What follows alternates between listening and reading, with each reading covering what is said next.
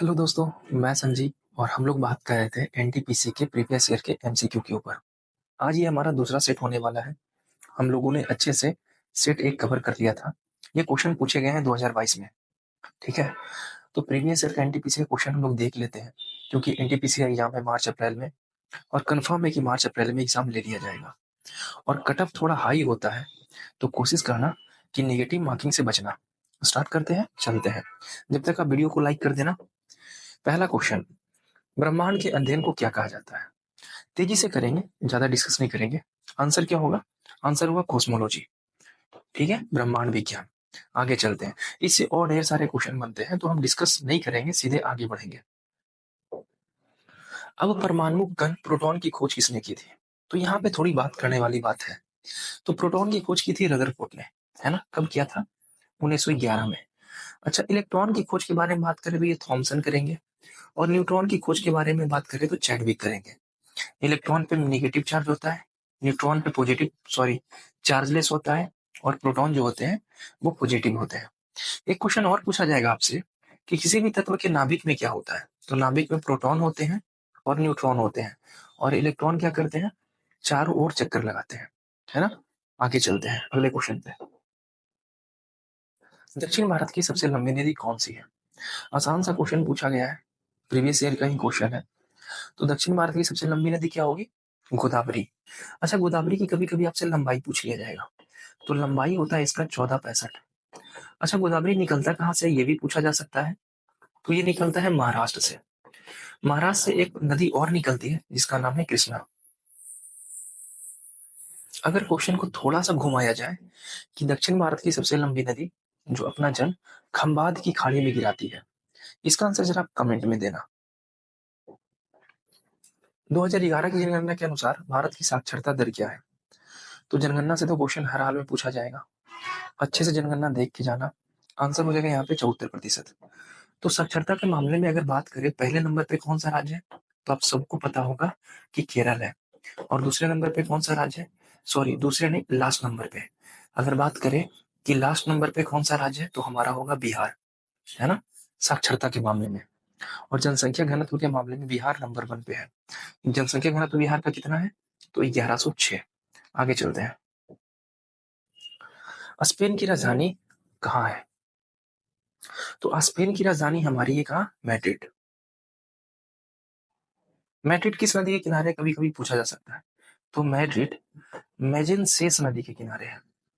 ये क्वेश्चन कभी कभी पूछा जा सकता है, तो एक बार थोड़ा सा ध्यान रखना। आगे चलते हैं। रोग उत्पन्न करने वाले सूक्ष्म जीव को क्या कहा जाता है? वैसे जीव जो रोग उत्पन्न करते हैं उन्हें क्या कहते हैं? तो उन्हें कहा जाता है रोगजनक, है ना? यानी पैथोजन। कोशिश करना कि टू द पॉइंट काम करना, इधर-उधर मत भटकना, ज़्यादा इधर-उधर मत जाना भी जब तक एग्ज़ाम है, ठीक है? हँसी मज़ाक के चक्कर में भी मत रहना कि वैसा चैनल खोल लिए जहाँ पे क्वेश्चन कम सॉल्व किया जा रहा है और बकवासी ज़्यादा किया जा रहा है, तो थोड़ा ये सब पे बचना, ठीक है? आगे चलते हैं। भारत का सर्वोच्च न्यायालय कब स्थापित किया गया था? तो यहाँ पे थोड़ा-सा मिसप्रिंट हो गया है। 1950 2 जगह है ना?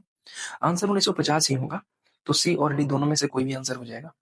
तो ऐसा-ऐसा मिस्टेक आयोग भी कर सकता है। ठीक है? तो इस कंडीशन में क्या होता है ना कि आपको फाइल करने के लिए देता है बाद में, कि आप क्या किए, रिपोर्ट कीजिए, ₹100 लगेगा और आपका आंसर सही होगा तो नंबर मिल जाएगा। तो सर्वोच्च न्यायालय की स्थापना हुई थी 26 जनवरी 1950, लेकिन उद्घाटन किया गया था 28 जनवरी 1950 को। ठीक है? आगे चलते हैं। एकदम तेजी से चलेंगे और जल्दी से लगा लेंगे। भारत के राष्ट्रपति पद की शपथ कौन दिलाता है? तो भारत को राष्ट्रपति पद की शपथ दिलाते हैं भारत के मुख्य न्यायाधीश। अगर आर्टिकल पूछा जाए तो आर्टिकल होगा 60। और अगर वेतन पूछा जाए राष्ट्रपति का कि वेतन किस आर्टिकल के तहत है, तो वेतन है 59 में। और अगर इम्पीचमेंट पूछा जाए यानी महाभियोग के बारे में बात की जाए, तो राष्ट्रपति का महाभियोग है आर्टिकल 61 में। ठीक है? और अगर ये सारी बातें आगे नहीं करेंगे, ज्यादा आगे नहीं जाना। योग में मकरासन किस मुद्रा को दर्शाता है? मकरासन। तो मकरासन दर्शाता है मगरमच्छ को, तो आंसर होगा मगरमच्छ। ठीक है, आगे चलते हैं। वीडियो को लाइक करना, अपना स्कोर हमें कमेंट में जरूर बताना। किस आपातकाल को संवैधानिक आपातकाल कहा जाता है? संवैधानिक आपातकाल किसे कहते हैं? राष्ट्रीय, राज्य आपातकाल, वित्तीय आपातकाल या इनमें से कोई नहीं? तो संवैधानिक आपातकाल कहा जाता है राज्य आपातकाल को। राज्य आपातकाल आपको पता है, आपातकाल के बारे में बात करता है हमारा भाग 18, है ना?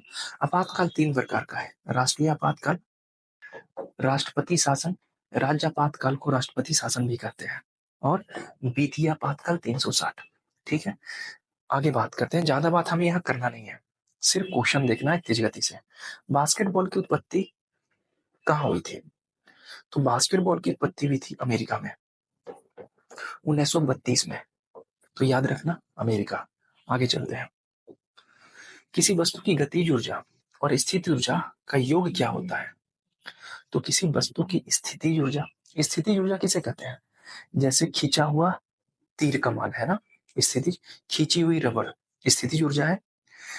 गतिज ऊर्जा किसे कहते हैं? तो जो गति में होता है उसे गतिज ऊर्जा कहते हैं। ये कुल यांत्रिक ऊर्जा के बराबर होता है। तो देख लो, साइंस से भी क्वेश्चन ज्यादा डिफिकल्ट नहीं पूछा गया है, आराम से सॉल्व कर सकते हो। बहिष्कृत हितग्राही सभा की स्थापना किसने की थी? तो इस पे थोड़ा सा बात करने वाला बात है। ये किए थे, अच्छा से देख लेना, और अगर स्लो चल रहा हो तो फास्ट कर लेना, और फास्ट चल रहा हो तो स्लो कर लेना। बी आर अम्बेडकर साहब ने किए थे। बी आर अम्बेडकर का जन्म कहाँ हुआ था, किस राज्य में, कभी कभी पूछता है, तो मध्य प्रदेश के महू जिला में हुआ, है ना। और इन्हें भारत का मनु कहा जाता है, ये भी क्वेश्चन पूछा जाता है। अच्छा, ये बौद्ध धर्म को अपना लिए थे 1956 में, और इन्हें भारत रत्न भी दिया गया था। तो आप लोग में से कोई हमें ये बताना कि अम्बेडकर साहब को मरणोपरांत भारत रत्न दिया गया था कब? आगे चलते हैं। थोड़ी तबीयत ठीक नहीं है तो गला फंस रहा होगा, बट फिर भी ठीक है, हम लोग करेंगे, एग्जाम है, करना है, ठीक है। फिर से जनगणना से क्वेश्चन आ गया, किस राज्य की जनसंख्या घनत्व सबसे अधिक है? तो ऑलरेडी हम पहले कर चुके थे कि सबसे अधिक जनसंख्या घनत्व किसका है? बिहार का। कितना है? तो 1106। और अगर सबसे कम जनसंख्या घनत्व पूछा जाए किसका है, तो अरुणाचल प्रदेश का। और कितना है? तो 17। आगे चलते हैं। रात का समय है, मच्छर इधर भटक रहा है, ठीक है, शांति हो, आपको आवाज ना आए, इसलिए रात में बनाना पड़ता है आपके लिए वीडियो। निम्नलिखित में से कौन सा सबसे कमजोर विद्युत चालक है? विद्युत का सुचालक है लेकिन कमजोर है, तो आंसर होगा बेकेलाइट, है ना। और हाँ, वैसे बच्चे जो ऑफलाइन क्लासेस करना चाहते हैं, सुबह 8 से 10 बैच चल रही है, और शाम में चल रही है 2 से 4 प्रैक्टिस सेट है, दरोगा और बिहार एसएससी का, और डिस्कशन क्लास भी होता है। तो अगर आपको ज्वाइन करना है तो ज्वाइन कर सकते हैं। और पूरा का पूरा हिस्ट्री, पॉलिटी, ज्योग्राफी मैं यूट्यूब पे पढ़ा दूंगा, वो भी एनसीईआरटी के बुक से। तो ऑलरेडी मैं कंटिन्यू कर चुका हूँ। हम बात करेंगे आज सिकंदर के बारे में।